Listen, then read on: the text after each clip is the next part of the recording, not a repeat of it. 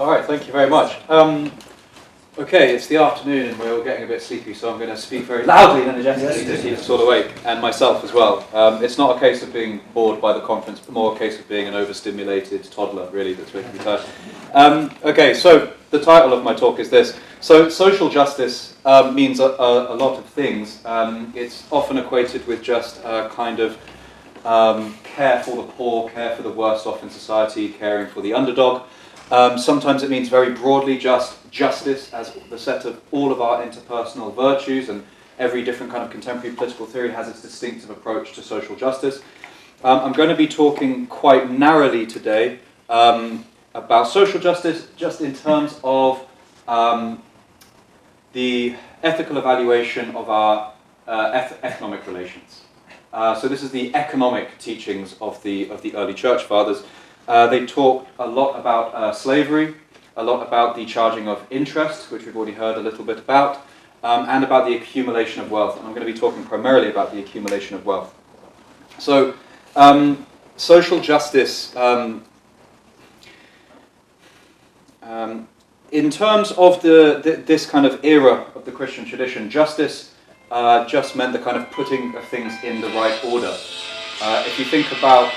That's very loud. If you think about when you justify text in Microsoft Word, you justify it to the left, you align it in the left, you put it in order on the left, or to the right, or you fully justify it both sides. This kind of older sense of justice, of God's justice, meant putting of things in right order. So from the Christian perspective, putting of things in God's justice means putting of things in the order that God wills them. And as God's creations, we are partially commissioned with doing His will, continuing His work.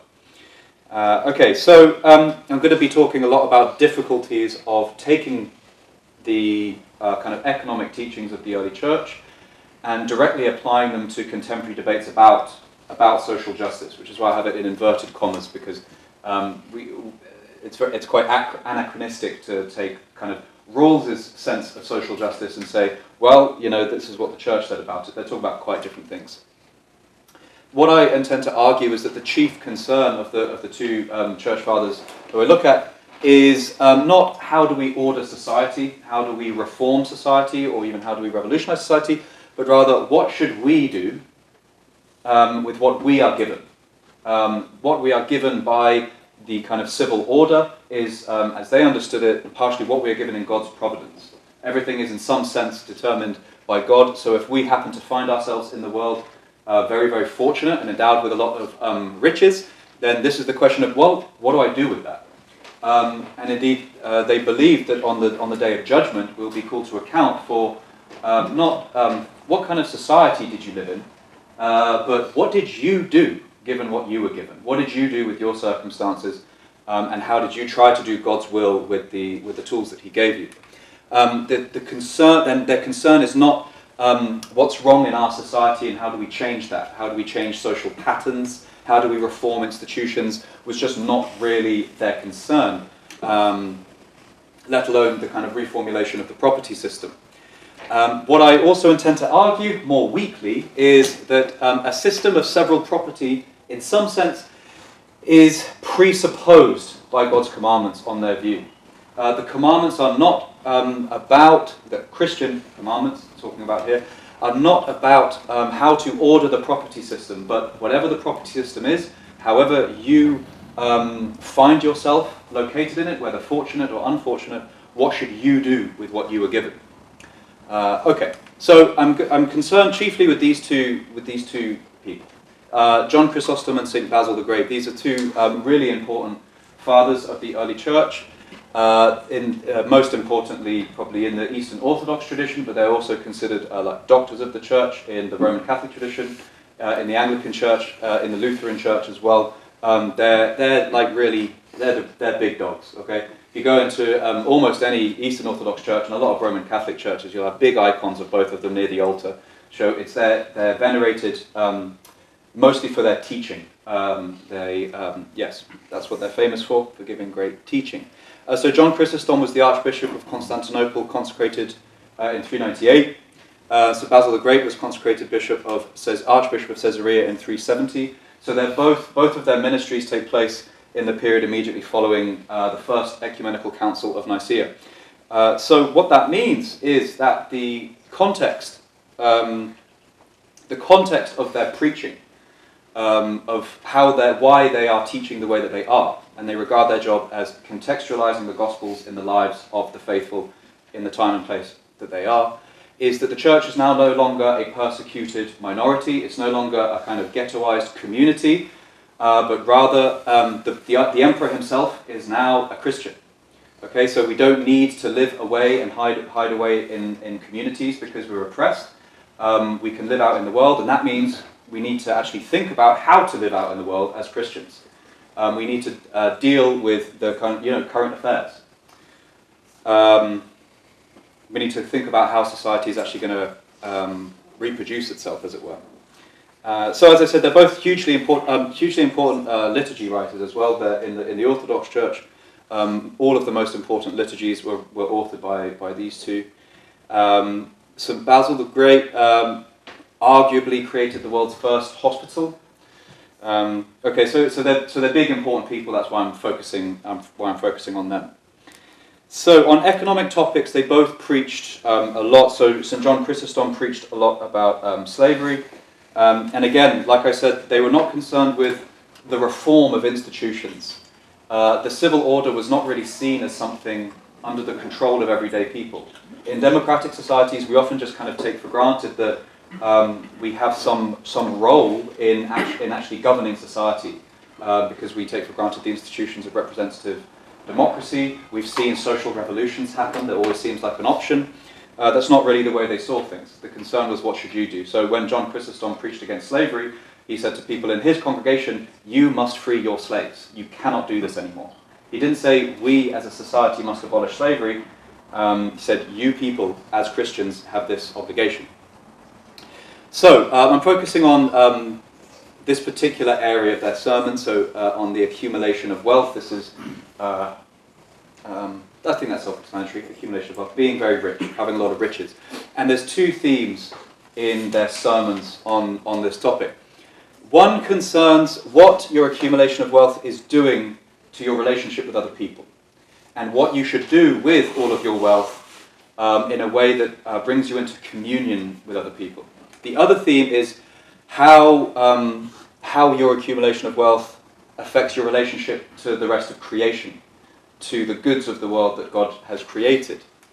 Now, the key theme here is that if you are rich, you really need to use your wealth to help other people who are not rich. Simple as that. By parting with your own goods for the benefit of others, that's kind of what it means to be in a loving relationship with others. To enter into communion with others is to put their will before your own. It's to think about other people's needs and desires more than your own, to think about other people's joy more than your own. And so it is partially constitutive of entering into this loving communion with other human beings to give them your things when you're in a position to. So often in the Orthodox Church we talk about there's kind of the horizontal communion, which is the communion between people, between human beings, and the vertical communion, which is the communion between human beings, or the individual, and God. And so they come together, in the cross. So they're both kind of mutually constitutive of one another. So if we don't love others, we can't say that we love God. Okay, so the other theme is the relation to the rest of creation. So this is similar to the idea that Philip was talking about, the universal destination of goods, which is part of the Catholic Catechism.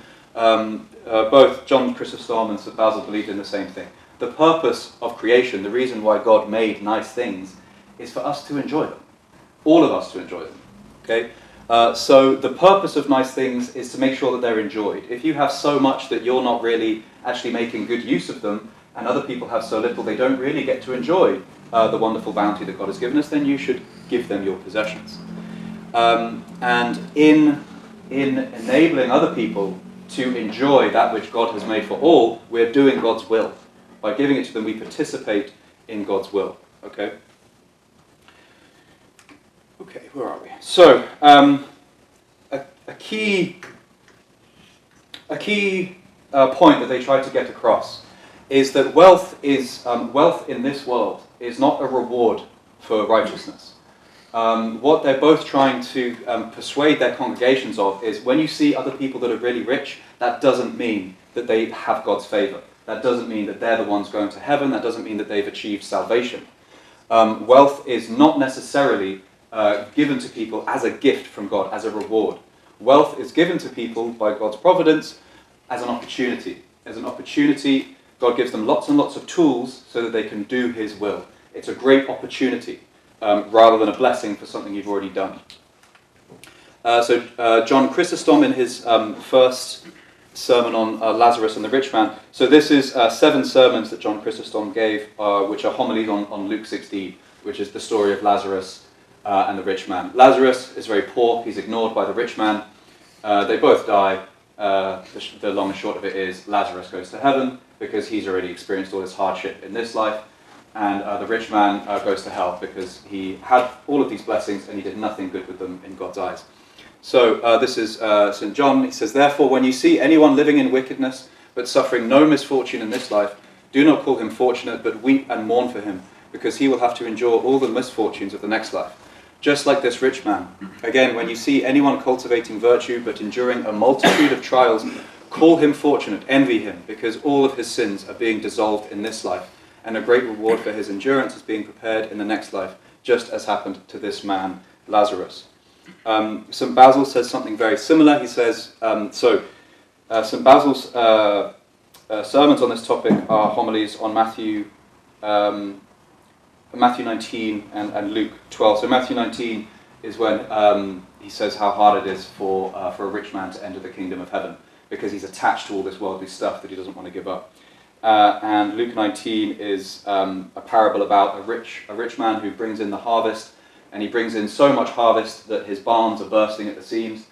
And instead of giving it away because he has so much, he says, "No worries, I'll just tear down these barns and build bigger barns so I can store even more wealth." So St. Basil says, the land of a rich man produced abundantly, and he thought to himself, "What should I do, for I have no place to store my crops?" Then he said, "I will do this, I will pull down my barns and build larger ones."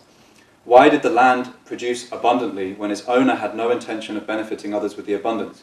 So that the patience of God might be made manifest, since God's goodness extends even to people such as this. For he sends rain on the righteous and the unrighteous, and makes his sun rise on the evil and the good. Indeed, such goodness on God's part actually serves to heap more punishment on those who do evil. So they're kind of thinking, the response is, okay, I understand maybe rich people, they've been given this opportunity to be good, and as we see in 4th century Roman Empire, they're not doing much good with it. So why do they keep getting such wealth? Why does God keep showering wealth upon them if they keep proving themselves unwilling to do what God wants them to do with it? And he says because God is actually being merciful to them. He's giving them more and more and more opportunities. And the more of these opportunities they squander, don't worry, they will pay for it. Okay, so that's the kind of the entry point, right? Is first of all, you need to get it out of your head that rich people in this world are rich because they're blessed. It's not a blessing for things you've already done. It's a tool to do things in the future which might achieve salvation, which might help you to achieve salvation. The other kind of theme is this: the issue of being improperly attached to your wealth. Is that the more wealth you have, the more attached you might get to it, and that attachment might begin to instantiate unethical relationship to other people and to creation itself.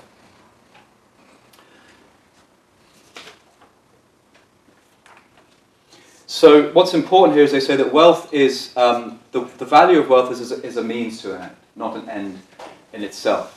It's a means to achieving heaven, for want of a better phrase. Okay, will you use it to spread joy?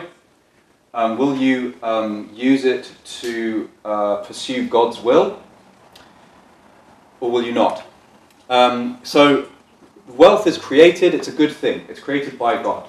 And enjoyment of it is blessed by God. That's the purpose it's created for. And it's an opportunity, therefore, to unite to God's will. If you are improperly attached to it, and you refuse to part with it for the sake of other people, that is an improper relationship with God's creation. It's an improper relationship with God's creation. It's a misunderstanding of its value, and a misunderstanding of the purpose with which God created it and gave us dominion over it. St. Basil also speaks a lot of a kind of anxiety, a kind of spiritual anxiety that wealth can bring. He specifically talks about the kind of relentless pursuit of more wealth, where the pursuit of money doesn't seem to be for the purpose of even getting nice things to enjoy, let alone in order to give it to other people to help them. But it's the pursuit of wealth just so that you could use that wealth to pursue more wealth. And he seems to be kind of echoing something that Aristotle talks about in the Politics, when Aristotle talks about the natural and unnatural exchange. Aristotle says that there are good reasons to enter an exchange and bad reasons.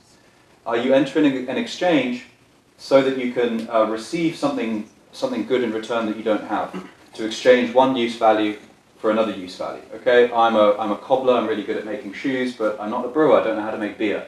So I make shoes to exchange them for beer because beer is nice, right? Aristotle thinks that that's natural, that's rational, because the exchange has a good as its end, right? The enjoyment of a good.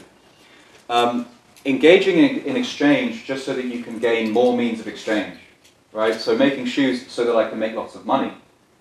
Okay, what are you going to do with the money? Buy beer, buy clothes, buy nice things? No, I'm going to use that money to get more money. And then I'm going to use that money to get even more money. Aristotle believed that was unnatural, by which he meant it's kind of irrational. Money is inherently a means of exchange, right? It's a means to get other goods. It's not itself a good.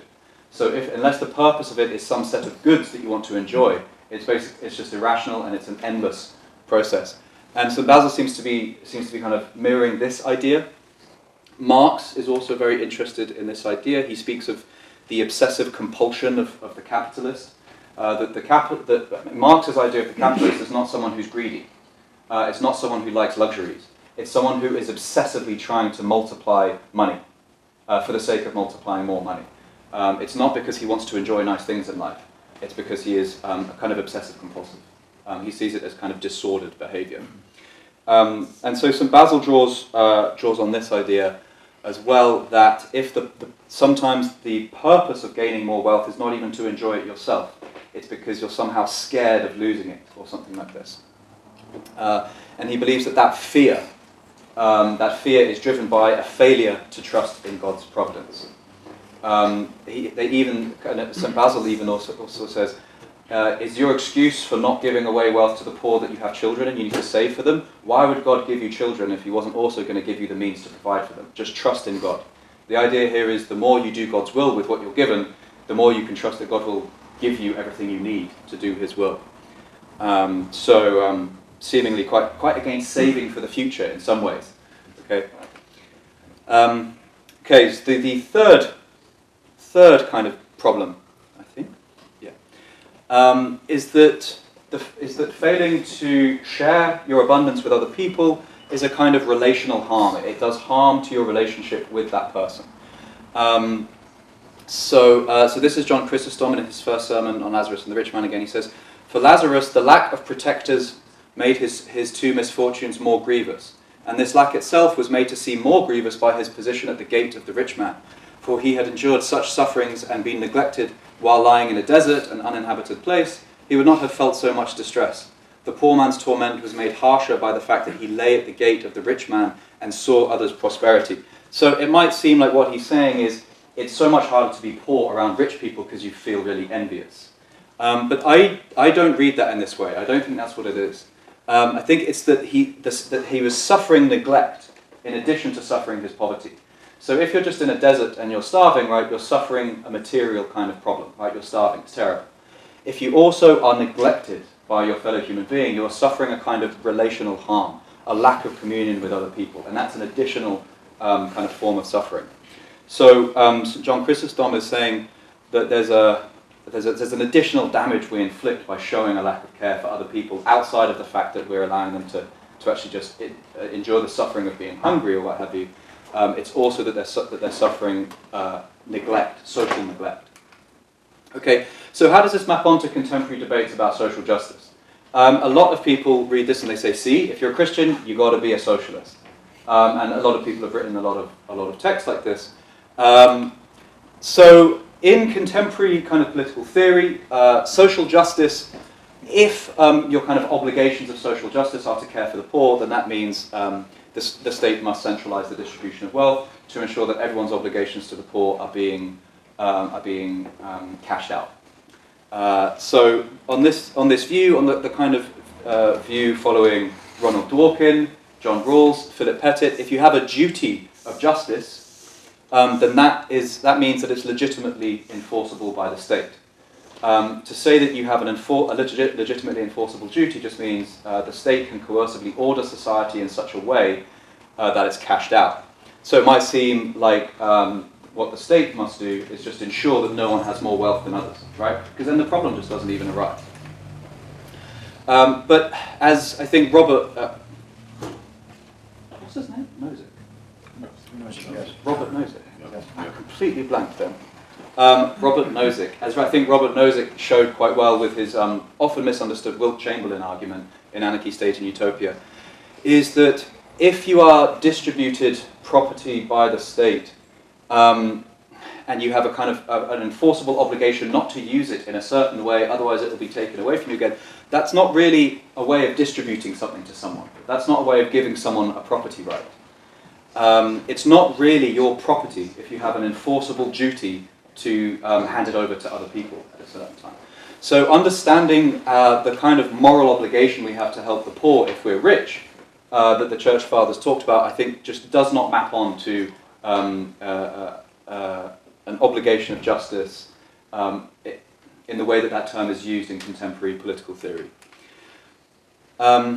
Now, okay, the Fathers did sometimes speak in terms of theft and robbery to describe the unjust accumulation of wealth as they saw it. So maybe they do really think that actually if you have more than someone else and you don't give it to them, that other person actually has a right to it. They have a right to take it, a right to claim it. And other people, like a state, could claim it on their behalf. Having more than others is a bit like stealing, right? But they never indicated any right on the part of the poor. They only indicated the duty of the fortunate. And in fact, it's those who are called to give that are always addressed. No one is ever called to receive. They never say, hey, are you suffering? You need to go knock on your neighbour's door. They never, in any of their sermons, say anything like that. They are always addressing the person who is to give, not the person who is to receive. They are always addressing the powerful, because it is the powerful that are going to be called, that are going to be made accountable for what they did with their power. Okay. The oppressed and the marginalised are not going to be called upon to see how much they asserted their victimhood. Okay. And the poor, when they are addressed directly, St. Basil says, make sure that you are always considering those who are worse off than you.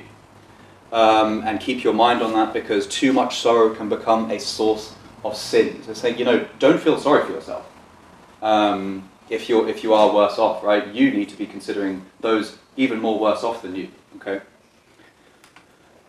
And in the Didache, so this is a very, very early catechetical document that I forget, they believe it was authored by St. Luke or St. Matthew, I forget which one, but it was basically a very early teaching document of the early church. And it says, "Woe to him who receives. If a needy man receives charity, he is blameless, but anyone not in need will be called to account for why he accepted." Okay. So you say you also should not be quick to even receive charity. You need to really consider about whether you are deserving of it. Okay. So the important thing is that the rich are called to do something with their wealth, namely give it away. They are called to engage in a particular action. Okay. So the idea here is that God's will is that we take a particular action, is that we engage in a particular mode of being, right, which is giving ourselves to others. This is in Greek, this idea of self-emptying is kenosis. And the idea is that Christ engaged in the kind of ultimate act of kenosis on the cross, right, in sacrificing himself for us. What we must do is sacrifice ourselves to others. The importance is not that there is a particular pattern of wealth. The pattern of wealth is neither here nor there. What matters is how we treat one another. This requires, an actual ongoing relationship, an actual action, an activity, not just a static distribution. It's not the distribution that matters. St. Basil says the distribution that is unequal that we find ourselves in is, part of God's providence. If patterns were what God cared about, God would have just ensured an equal distribution of resources. What he wants is for us to care about one another, is to enter into communion with one another. He doesn't want us to have kind of levels of wealth such that we just don't even need to consider one another. Okay. And St. Basil says, but if you acknowledge that they were given to you by God, then tell me, for what purpose did you receive them? Is God unjust when he distributes to us unequally the things that are necessary for life? So the important thing here is that you give it away, because that requires you to actually love someone else. It's not about the pattern of ownership. Another Aristotelian idea is important here, where Aristotle is critiquing Plato's idea that in the ideal republic, all property would be communal. Aristotle says the problem is, if all property is communal, is that there could be no generosity. Unless you have some kind of property that you have the power to choose what happens to, you can never engage in an act of generosity. So some kind of system, not like a liberal system of private property, that's too strong, but some kind of system of property, of several property, under the civil law is required in order for people to act generously. So it's a relational idea and not a distributive goal. Okay. Another important essential ingredient to this argument is that free will is constitutive of love. God does not force himself upon us. We have to freely choose to accept his grace. Likewise, if we want to show love to others, we have to do it voluntarily, otherwise it just doesn't count as love. If the state just forces us to go through the motions of those actions which look loving, it's not really love. Okay, it doesn't really achieve anything. So an important thing to note here is that there's a difference between hoarding wealth, as the father saw it, and accumulating capital. So in a much less developed economy, there are much fewer opportunities for kind of profitably deploying large accumulations of capital in a way that might be socially beneficial. So using your wealth to serve others today, right, in a kind of advanced market economy, does not necessarily require transferring possession. It might mean just using it really prudently for social benefits, right? And St. Basil seems to actually notice this. He says, thus, wealth left idle is of no use to anyone, but put to use and exchange, it becomes fruitful and beneficial to the public. So he's kind of noting that sometimes when large accumulations of wealth are kind of used commercially, it can be a positive sum gain. So it's not necessarily that you must just give away all your money, but that you use it in a socially responsible way when investing it. So I'll just wrap up with this final quote, in that there appears to me to be in the Gospels two different kind of ways of being entitled to wealth. One is need, yes, because Jesus is constantly calling on people to give everything they have to the poor. But also there seems to be a notion of ownership, of the right of ownership. So Zacchaeus was a tax collector, which means that he was a gangster and stole loads of money from people and gave a little bit to Caesar. That's what tax collectors were in the Roman Empire. And Zacchaeus, he wants to, follow Christ. He says, "Give all your wealth away." And he says, "Yeah, okay." He says, "Look, I've given half of my goods to the poor, and I've also returned everything to who I stole it from." Those are two different things that he's done. One is giving things to the poor because they're poor and they need it. The other is giving things back to people who he stole them from because it was theirs, because it belonged to them. Not necessarily because they needed it because they're poor, but because it's theirs, right? And this returning fourfold when you've stolen is from the Torah. The law of Moses says if you steal, you've got to give 4 times back. And he says, "Look, I've done this." And Jesus says to him, "This day salvation has come to this house." He says, "It's good that you return things to who you stole them from, as it's good that you gave things to the poor." All right, thank you very much.